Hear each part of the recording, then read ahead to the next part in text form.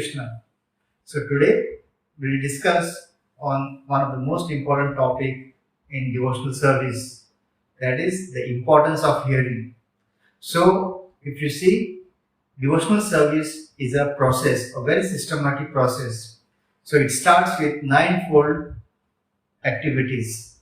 Like Prahlad Maharaj tells us, Shravanam, Kirtanam, Vishnu, Smaranam, Pada Sevanam, Archanam, Vandanam, Dasyam, Sakhyam, Atma, Nivedanam.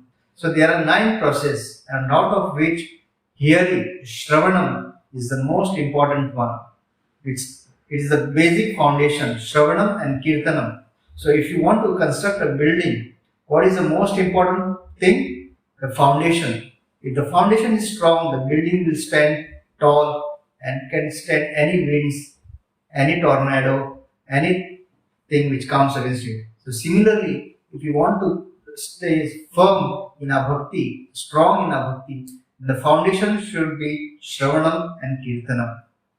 So Srila Prabhupada also tells us that there are 5 senses for acquiring knowledge, which are called as Gyan-Indriya. So what are those? One is ears, eyes, nose, tongue and skin. And Srila Prabhupada tells us that suppose a person is sleeping.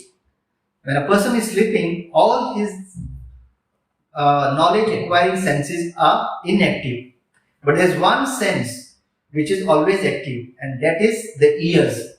Suppose a person is sleeping and at that time a robber enters his house. How can the other 4 senses help him? There's no way. But ears, if there is some noise that robber makes, immediately the ear will indicate the person. That's the reason hearing, the sense of hearing is very important.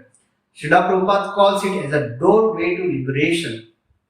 We cannot see Krishna currently with our material eyes, but we can see Krishna through ears. That's the reason Bhakti Siddhanta Saraswati Goswami Prabhupada, when he saw Srila Prabhupada and saw that Prabhupada was very good in listening, he noticed it and he even mentioned it. Yes, this boy is very good. He likes to listen.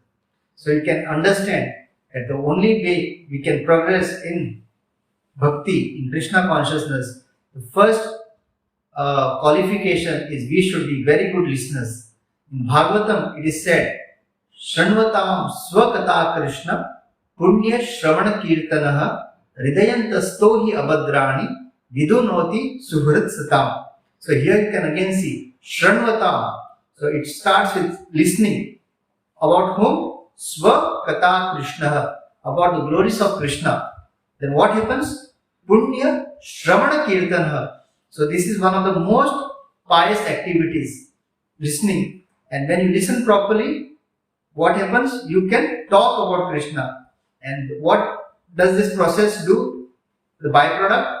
Hridayantasto hi abhadrani. All those dirty things which are in our heart, Kama, Krodha, Lobha, Moha, Mad, Matsarya, the 6 enemies, the 6 dirty things which have entangled in this material life and kept us here. What happens? Hridayantasto abhadrani. All these dirty things will be washed away. Vidunoti. They will be washed away. Suhrit Satam. And that Supreme Lord who we are all hankering for will be situated in our heart. And Prabhupada also tells us that whom should we listen from? We should only listen from the bona fide acharyas. Like Prabhupada says, gives a wonderful example, like milk.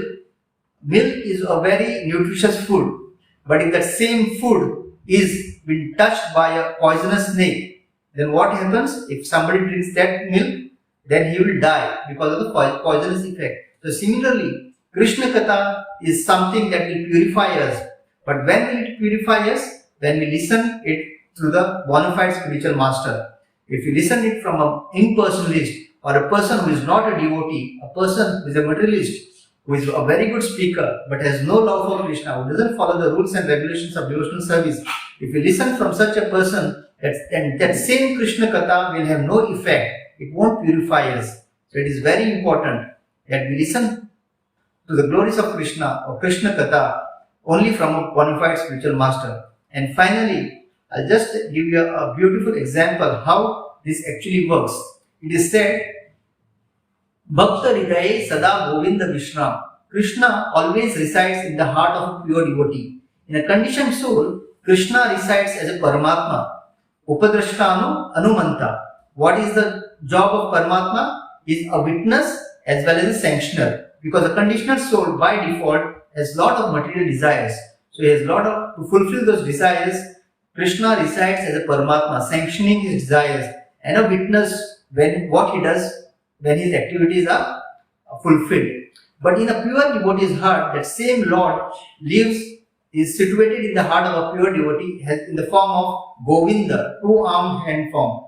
And what is his job? He is just resting there. Because he knows a pure devotee will not do any activity which is against the principles of